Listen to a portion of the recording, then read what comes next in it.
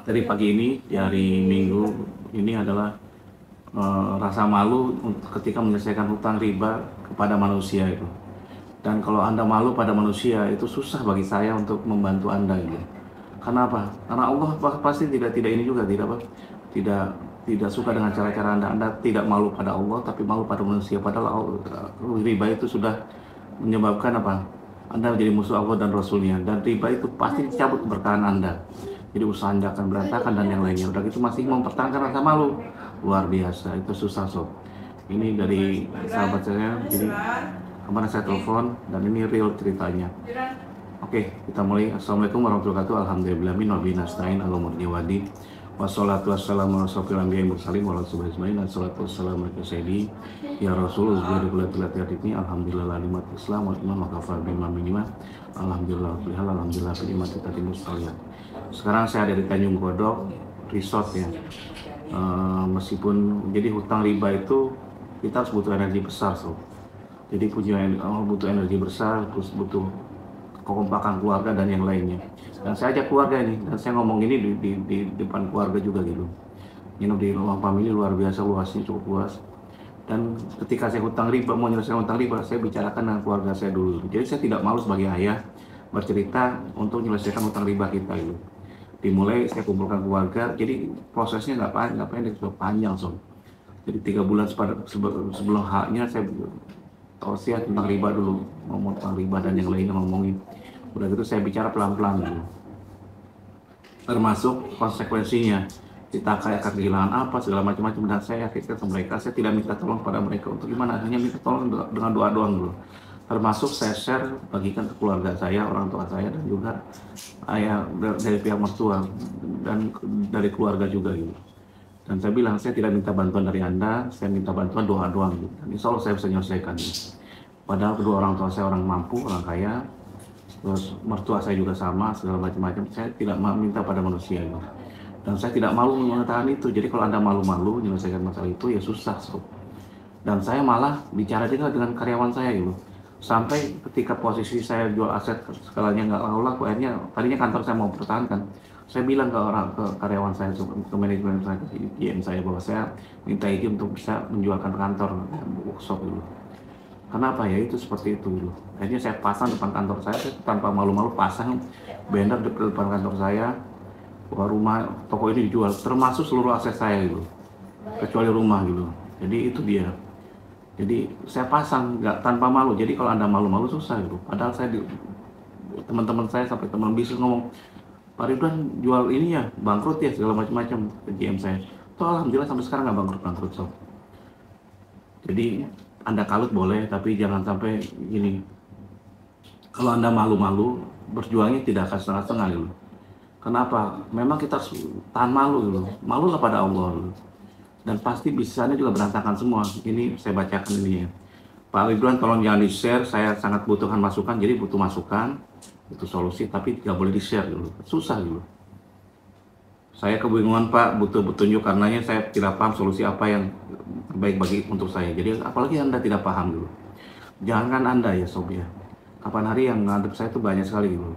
Profesor, doktor, magister, sarjana hukum malah gitu, segala macam-macam, insinyur. Dia kuliahnya banyak, ada 4 gelar gitu. Masih kebingungan. Terus kapan hari juga ada yang punya rumah sakit, dokter, dosen, dokter juga segala macam-macam, bla bla. Susah juga gitu. Bahkan polisi, dua-duanya polisi AKBP. Tapi mereka alhamdulillah datang ke tempat saya dalam posisi, Pak Ridwan saya samina wa atona, mau dengerin jalan-jalan itu. Dan salah satunya adalah jangan malu dulu. Meskipun awalnya agak malu-malu, akhirnya dia nggak malu juga gitu. Tahan, dan alhamdulillah selesai gitu. Jadi AKBP dua-duanya pun tidak bisa menyelesaikan dengan bank karena beda posisi bank tuh. Saya punya sedikit ilmu bernegosiasi yaitu, jadi ilmu double aja. Jadi kalau Anda bermanfaat ya syukur, nggak ya apa-apa. Anggap aja saya tukang ngoceh gitu. Jadi memang saya ngerasa tidak pintar gitu.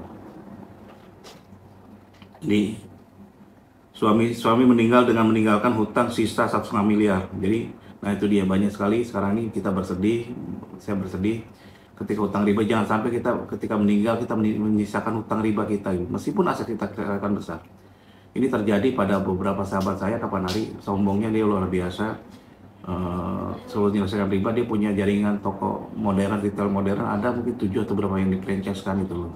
Dia pikir dia selamanya, ternyata apa, pas belum kopi itu pas dia meninggal, udah gitu istrinya tidak bisa jalankan sob, dan itu lagi sepi, hancur-hancuran sob. Jadi asetnya sekarang minus sob jadinya. Jadi ketika dijual semua jadi minus, padahal dia punya 7 tempat dulu. Mungkin sebagian besar dia miliki dengan cara kredit, sebagian lagi adalah sewa atau gimana, saya nggak ngerti loh. Ternyata ketika dijual berapa M ya, lupa saya. Totalnya hutangnya sekitar 30-40 M gitu. Asetnya cuma dihargai cuma 25 atau 30 miliar, masih ada kurang 10 miliaran gitu. Dan itu habis sob, dan istrinya tidak keluarganya jadi bisa ngelola gitu. Ada juga orang ketika ini usahanya ditinggal seorang suami istri, warga saya sendiri, ternyata apa, dia meninggal ya istrinya nggak bisa jalankan usahanya, usaha perusahaan, usaha macam-macam, akhirnya apa, berantakan juga sob. Jadi ini pembelajaran kita sebagai suami, sebagai pengusaha, jangan sampai meninggalkan keluarga kita dalam posisi berhutang sob, kalau bisa ya itu dia. Oke. Dan jaminan rumah saya terusin lagi, dengan jaminan aset 2 sawah jadi hutang 100 miliar, dan jaminan dengan aset 2 sawah dan rumah yang saat ini saya tempati bersama anak-anak. Sedangkan almarhum suami punya anak dengan istri pertama, dan setelah suami meninggal saya jual aset dan nutupi sebagian pokok 500 juta, dan sekarang kita hutang 1 miliar gitu. Jadi saya tidak bahas tentang istri pertamanya, istri kedua itu urusannya mereka masing-masing. Dan awal saya berniat memperjuangkan, jadi dia udah jual ini, nutupi asetnya sebagian aset pokok hutang pokok 500 juta dulu. Dan awal saya berniat untuk memperjuangkan rumah dan menyerahkan lahan kosong di samping rumah masih status sertifikat, dan menyerahkan 1 sawah ke bank, dan 1 sawah lagi saya serahkan untuk anak suami apakah bisa disetujui oleh bank Pak.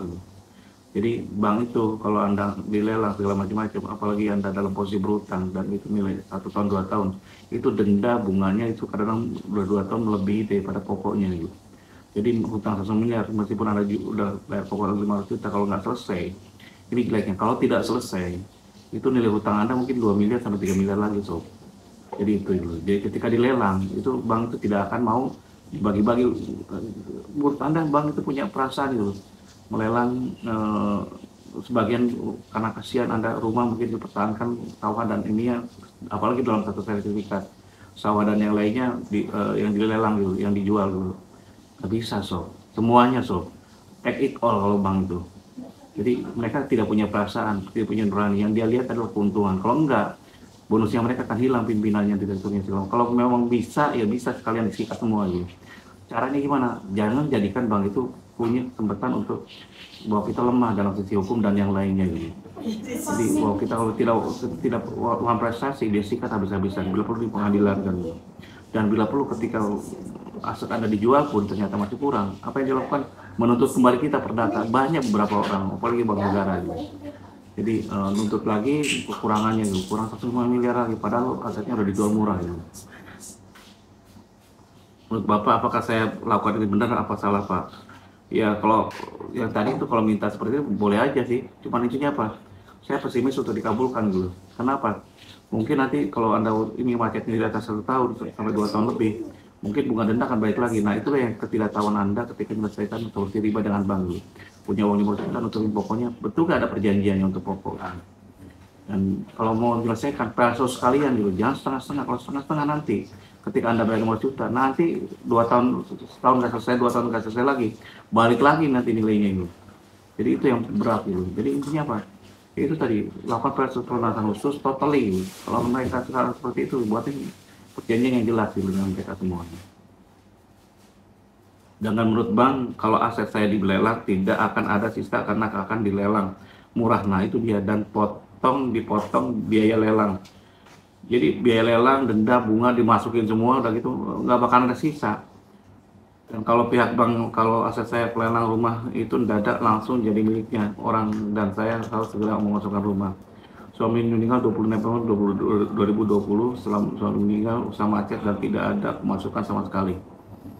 Jadi ini pembelajaran bagi kita, jangan sampai kita meninggalkan hutang pada keluarga kita, meskipun bisnis kita kelihatan maju, itu pasti berantakan. Bayangkan sob ya, punya jaringan retail modern 7 cabang loh. Apa yang membuat ini dipikirkan tidak bakal ini, tapi ketika nyawa kita dicabut aja, luar biasa. Saya kapan hari ya, sekarang ini saya kena frozen shoulder ini, kalau diangkat agak sakit, sekarang udah mulai mulai enak dulu. Ketika dikasih kesakit ini aja, ya udah luar biasa, kelepok-kelepok gitu. Ternyata apa? Ya keseimbangan kurang, segala macam-macam, bla bla bla. Jadi Allah tuh gampang sekali nyambut sesuatu. Mungkin saya banyak dosa, saya istighfar, istighfar. Saya nikmati sekarang.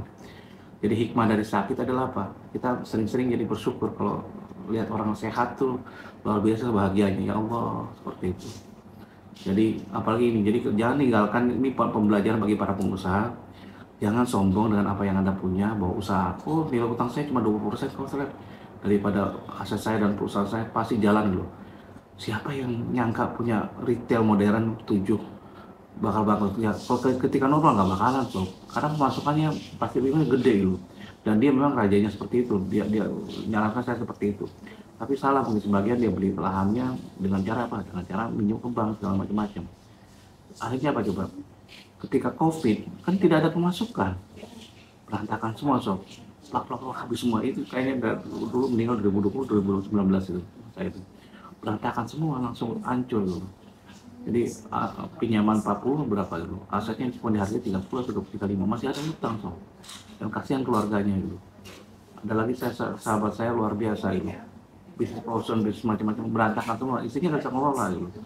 Jadi apalagi tidak dilibatkan gitu. Karena apa? Ketika kita main riba, keberkahan kita dicabut so. Jadi berkah kita dicabut, segala macam-macam bla bla bla. Ini apa?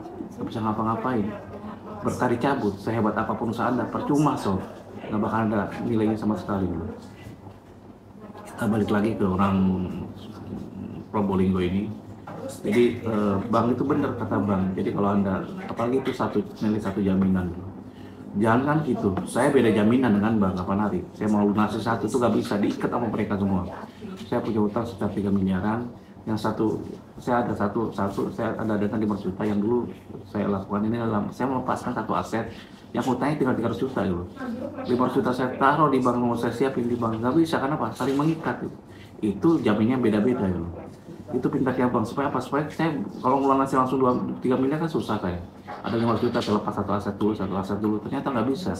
Harus bayar sekitar segitu solusinya. Itu ketika saya tidak tahu caranya. Jadi apalagi ini satu aset itu nggak bisa so. Caranya apa? Anda ikhlaskan segala macam. Apalagi kalau ini Anda masih malu-malu, susah so. Kalau Anda malu-malu gini, malulah pada Allah, karena apa? Anda sudah jadi musuh Allah dan Rasul. Riba itu musuh Allah dan Rasul. Keberkahannya pasti dicabut. Sehebat apapun Anda, sekuat apapun Anda, ini coba punya rumah sakit, punya macam-macam, punya bisnis, punya restoran, punya bisnis lain. Ketika kena riba, main riba segala macam, ketika Allah sayang pada Anda, mengingatkan Anda. Jadi Allah menghukum Anda karena susah, berkali cabut itu bukan karena Allah tuh benci, nggak ada so. Allah tuh sayang supaya kita ingat gitu. Ternyata apa? Kalau Anda ingat, Anda berusaha untuk menyelesaikan, Anda tobat riba. Kalau enggak, ya seterusnya ada sengsara dalam riba Anda gitu. Jadi intinya seperti itu. Jadi ketika Anda susah ketika riba, itu sebenarnya Allah sayang pada kita gitu. Karena tujuan seorang muslim hidup kan untuk kehidupan di akhirat nanti, bukan sekarang aja gitu. Jadi intinya apa? Tobat riba, lakukan tobat riba gitu. Nah, ketika Anda malu, yurat gitu. Ketika Anda malu pada tetangga, pada siapapun, tidak mau share segala macam, susah so. Anda aja tidak malu pada Allah, ngapain malu pada manusia gitu. Jadi kan seperti itu ininya kalau dibalikin. Jadi kita menyelesaikan hutang riba itu butuh totalitas gitu. Jangan hanya malu pada tetangga gitu. Ke keluarga kita, saya ini loh. Saya termasuk orang yang bukan tidak melibatkan keluarga ya. Saya orangnya kelihatan strong di depan keluarga, tapi ketika saya susah, saya ngomong tentang masalah riba ini, saya bicarakan dengan mereka. Saya bicara konsekuensinya, ayah akan kehilangan villa, jadi villa yang ayah punya ada kolam renang lengkap segala macam, bakal hilang 2 villa bukan 1 toh. Dulu malah banyak villa saya itu. Jadi karena main riba, partner saya main riba luar biasa, hancur semua bisnisnya. Jadi bisnis pun kalau partner kita main riba, setengah mati so.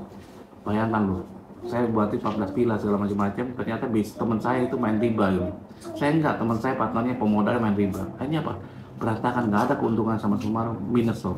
Luar biasa kan, itu dia riba mainnya, luar biasa gitu.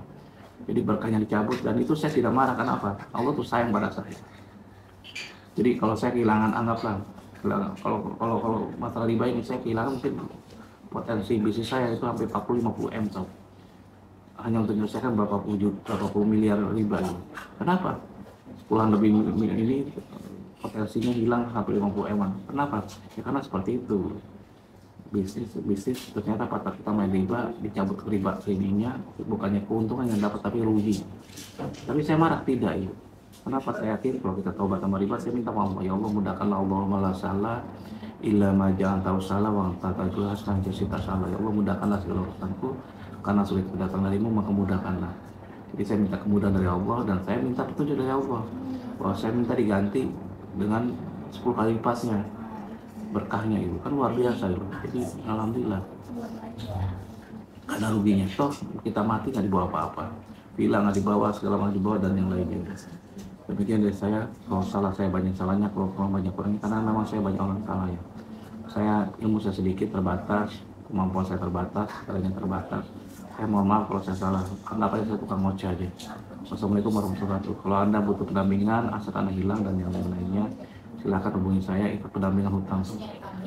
Jadi ada biaya dan itu buat model bank wakaf ini dan juga operasional Pak Admin, karena adminnya dibayar sob.